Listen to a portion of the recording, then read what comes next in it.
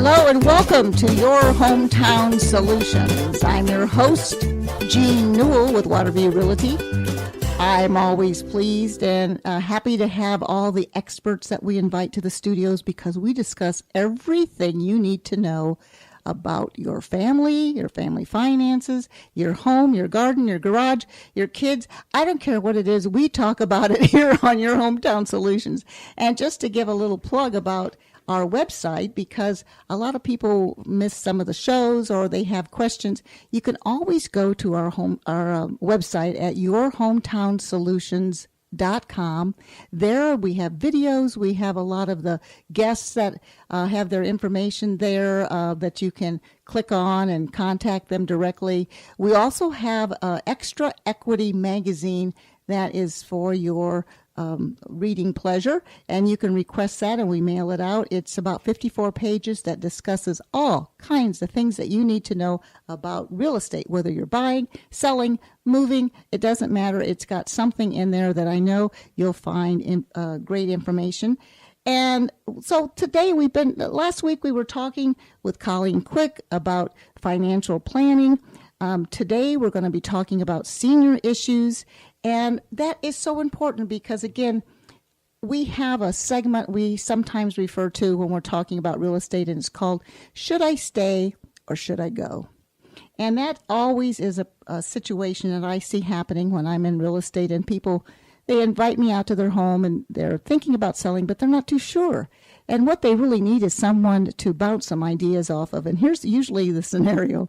It always happens around the Thanksgiving table or around a holiday table when the kids and everybody get together, and all of a sudden the issue comes up about mom and dad, or maybe just mom and what's happening in their current lifestyle and their current home. So the one scenario is the elder parents, the senior parents, they say to the children, kids, the adult kids now, the kids, we're thinking about maybe scaling down, selling our home. We just don't feel like we need to have all this, this big yard to take care of and all the maintenance and so forth. And the kids have a fit. They don't want mom and dad to leave. They want mom and dad to stay in that house because they don't want to see their room. They want to keep their room in some kind of a preserved from the 1970s when they were in school. They want to have that home site, that homestead that they're used to growing up in and being there on holidays. They don't want their parents to leave.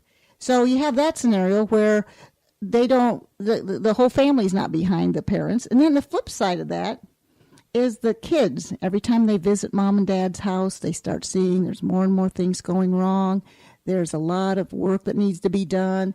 They don't want to hear that dad, who's 70 years old, is climbing on the roof again to do something. And they're holding their breath trying to keep mom and dad safe in their current house. And they're trying to get them to look at various options that they have available and the different living styles. But mom and dad got their heels, keyed in there to the ground, and they don't want to budge. So you always have some conflict sometimes in the families on should I stay, should I go? And we always say we have kind of like a service. It's a free service. We like to have somebody let them feel like they can bounce some ideas off of us because sometimes it's not important for them to sell their home. Maybe they need to keep their home available to them and rent it so they can afford to go somewhere else and use that rental money into an assisted living. So there's a lot of things. You don't always have to sell your home on a situation like that. But we want people to know that there's alternative living, there's different styles, there's different things. And of course, the first thing that comes to mind is 55 plus. A lot of people know that as a senior living where you buy another home, maybe the yard work is taken care of for you, the roofing, the painting of the outside, and at least you still have a house, but you don't have a lot of upkeep. So that might work good for some people. And again, depending on your situation, once I think the physicality starts to decline a little bit, then I think it's more important to start looking at assisted types of living. And that's what we're going to talk about today. We're going to talk about various care for seniors. And with so many senior housing options available, it's easy to feel confused and overwhelmed by the vast number of care types and styles of senior living communities. It's important to learn the terminology and the differences between senior care solutions that are out there, because you have to make the right choice for yourself or your family. So I'm happy to have in the studios with me today Mechelle, not Michelle, but Mechelle, like the Beatles song, MechelleTaylor, and with us today from the Fountains of Melbourne Senior Living. Welcome, Mechelle. Thank you. You got your name, you said, from your father because he liked that Beatles song. The one and only song he actually liked and listened to. That's right, because I like the way you spell it with the Mechelle, Taylor. Now, let's talk about a little bit about your background. You're the sales director at the Fountains, but let's talk in general about the various types of senior living, because everyone has mishmashed it all together and they call it assisted living when sometimes it's not really assisted living. They're after something else, but they don't know the terminology. Let's talk about independent living communities. Let's start there. Okay. Independent living is really for those people who are just that. They're still independent. They're still doing for themselves. They're still living their life. However, they don't want to deal with the stress of upkeep anymore. Maybe they're no longer able to drive, eyesight issues. Maybe they just don't feel like cooking anymore or dealing with the cleaning of the day-to-day. Mm-hmm. So independent living allows them to live a stress-free lifestyle. They are able to live on their own terms.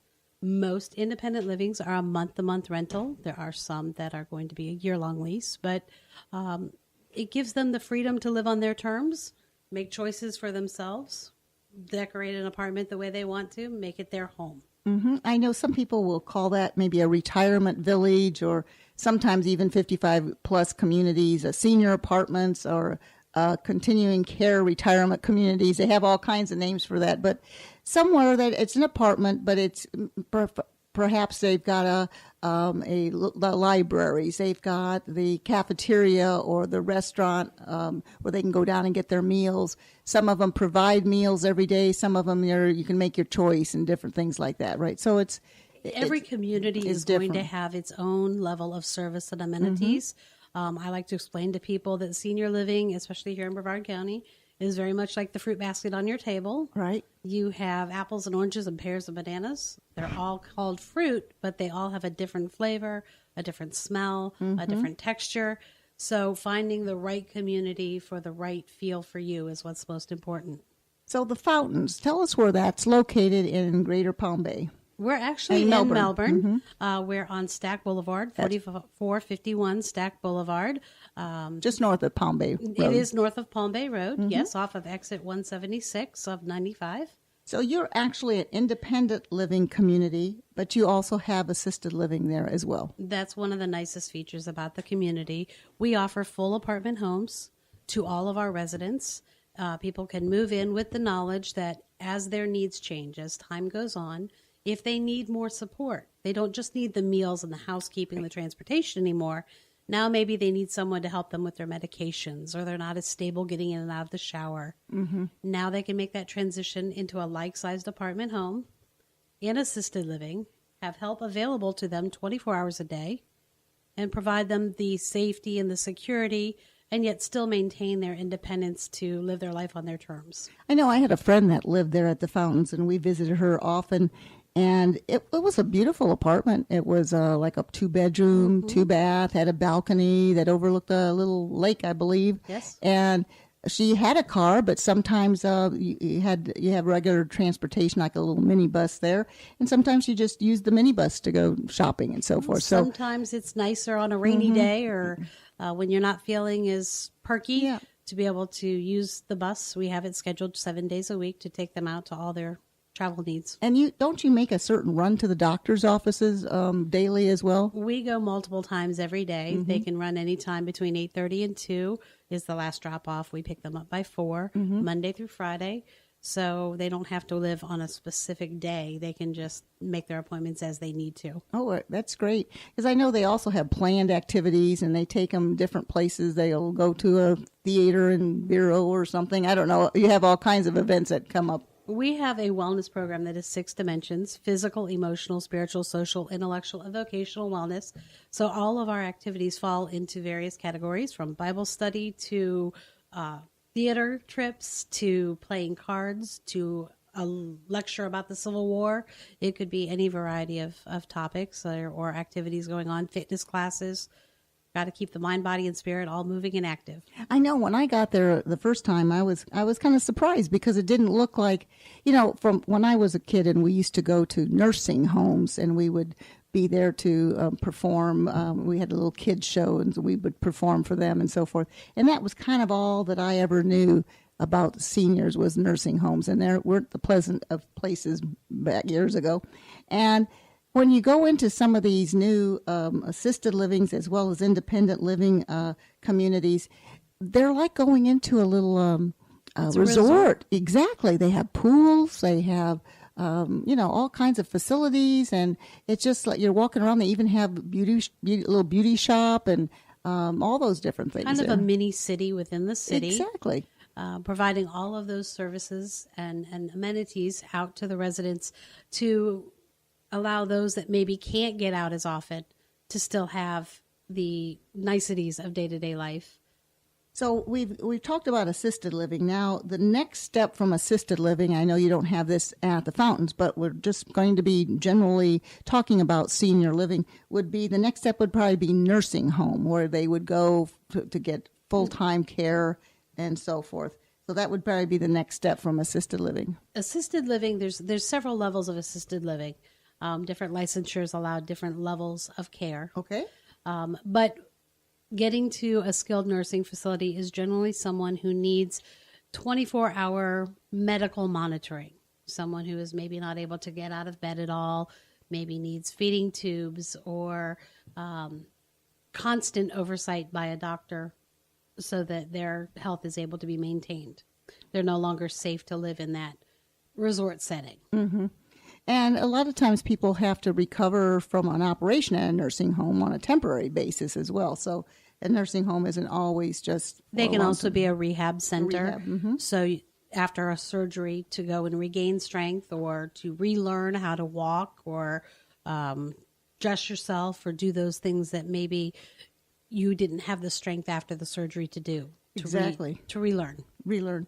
Then I was kind of perusing some of the information online.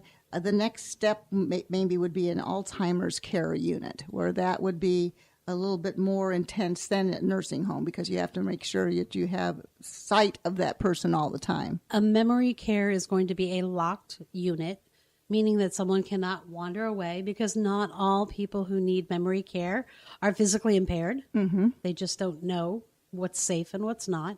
So they need to be in a less open area. Maybe they get anxious easily, so it needs to be a little quieter, a little more controlled. Mm-hmm. Not everyone who develops Alzheimer's or dementia is going to need a locked unit. Some people can continue to live out their lives through assisted living with the supportive care and reminders and cueing. But when needed, a locked unit of memory care is a good place to be. In that particular case, and I'm bringing up something now that kind of off the top of my head, but sometimes you have a couple who need to move in together. It's a married couple, let's say, and they start off as assisted living, or let's just say they first start off as independent living, and one becomes more of a candidate for the assisted side. Can you move the whole couple over to assisted, or is it just the one partner? At the Fountains, we are able to transition them together. They move from an apartment into another apartment in the assisted living area, and that's just for us to be able to go door to door. Mm-hmm. Everyone has the same amenities and services, and it's not separated in any way. But they live together. One can be independent, and one receive the services that they need to maintain their health and well-being. Mm-hmm. Do they now? And I'm just curious on this. On the assisted living side, is there some kind of a monitor? So every morning you check them. Do they answer the phone, or do they buzz in with a? Actually, in independent living, we have a daily check-in button. Okay. And we do check on those once a day that have not contacted us or we haven't seen in the course of the morning. In assisted living, because the nurse